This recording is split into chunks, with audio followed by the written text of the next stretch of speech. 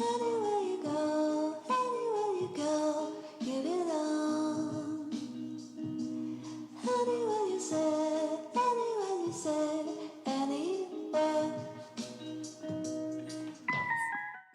Well, hello and welcome to Revelations. In this episode, I'm going to be sharing a trick called the Dagger. I've been performing this trick for many years. It's a very powerful visual piece of card magic that starts, as so many tricks do, with having a card selected. In this case, it is the 3 of spades. With a card selected, you then invite the spectator to sign their name across the face of the card. In this case, I'm just using a squiggle, but you obviously would get the spectator to write their real name, or whatever symbol or shape they wish. You then turn the card face down and place it on the table, or even in the spectator's awaiting hands. You then give the deck a quick mix before finding another card to use for the trick. You take the card and without showing it to the spectator, you draw a picture. This is your chance to shine as an artist. I'm going to draw something here and I'm going to complete the drawing in just a moment. So I'm going to flip the card face downwards and complete the drawing. So I draw a line, a few more lines, and I complete the drawing.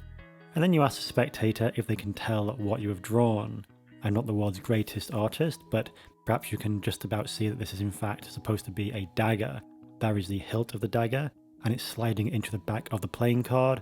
And then if I turn it face upwards, you can see it is a 6 of diamonds with the blade of the dagger pointing through. So if we show both sides, you can see that there is the one side of the dagger, and if we flip it over, there is the other side of the dagger going through the 6 of diamonds.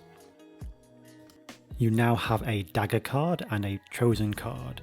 You take the chosen card and you place it in your hand, on top of which you place the dagger card. With both cards on top of each other, you do one quick sliding motion and you pull the dagger straight from the 6 of diamonds. There we can see it's completely blank, and now it is slap bang in the middle of the spectator's chosen and signed card. This card can be given out as a souvenir, and that's the trick. Hope you enjoyed it.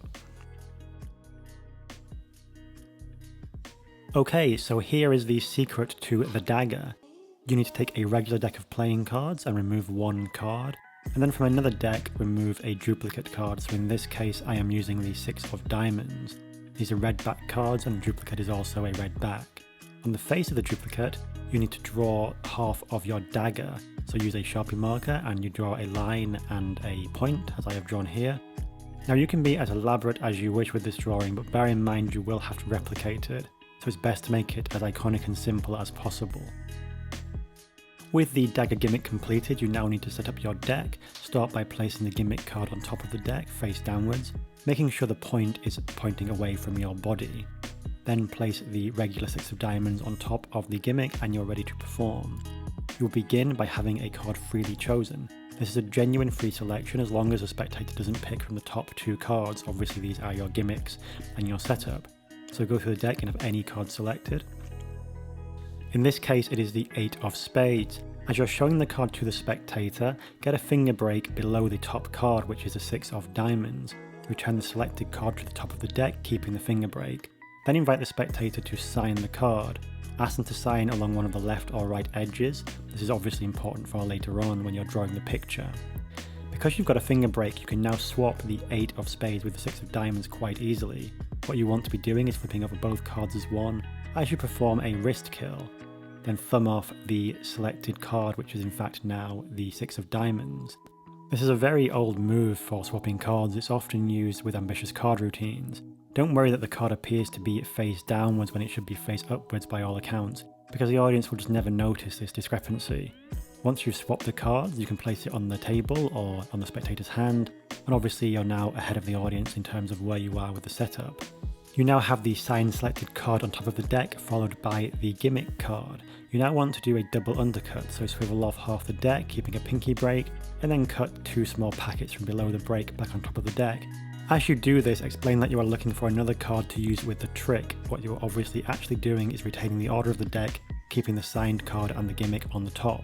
Once again, to perform a double undercut, swivel off about half the deck, keeping a thumb break at the back of the deck, then peel off 2 small packets from below the break. Again, this retains the order of the deck while appearing to be thoroughly mixing it. From the spectator's point of view, you have now randomly chosen a playing card and you're about to draw on its face. To avoid flashing what is actually the spectator's signed selected playing card, flip the deck onto the back of the card, and then angle the cards towards yourself by tilting your wrist. You now need to draw a shape that matches the shape on your duplicate 6 of diamonds. In this case I'm drawing my line and point. Obviously you can draw whatever shape you like here that matches your duplicate gimmick. Throughout this drawing process, obviously you want to keep the card facing away from the audience. Maintain this posture while turning the card face downwards, again making sure you don't flash the face of the chosen card. You now need to complete your drawing, so draw a line again and draw the hilt of the dagger. Remember, this part of the drawing is being drawn directly onto the back of the signed selected playing card, so you can be more elaborate with it and take more time. It doesn't have to match anything else after all. You now want to gesture forward and show the card to the spectator, asking them if they can tell what the drawing is of. Under the misdirection of this action, you want to be getting a finger break below the top card, which is of course the gimmick 6 of diamonds. Return the signed selected card to the top of the deck, and now you can freely show both sides of the 6, showing that it is in fact a dagger going through the card. Take your time with this display. It's very important that the spectator fully registers that there is a 6 of diamonds with a drawing of a dagger going through the centre of the card. Once you are satisfied that the spectator has fully registered the 6 of diamonds with the dagger, place it back on top of the deck before thumbing off just the one card, which is a signed selected playing card. You are now ready to perform the most visually stunning part of this trick. Retrieve what the spectators believe to be their signed selected playing card from the table or the spectator's hands, and then place the dagger card on top. You now need to swap these two cards around. You do this by doing a pulling dragging motion and flicking your wrist. Doing this at speed creates the illusion of pulling the dagger from the back of the 6 of diamonds into the signed selected playing card. Obviously once you've done this, both cards can be fully examined because they are not gimmicked in any way.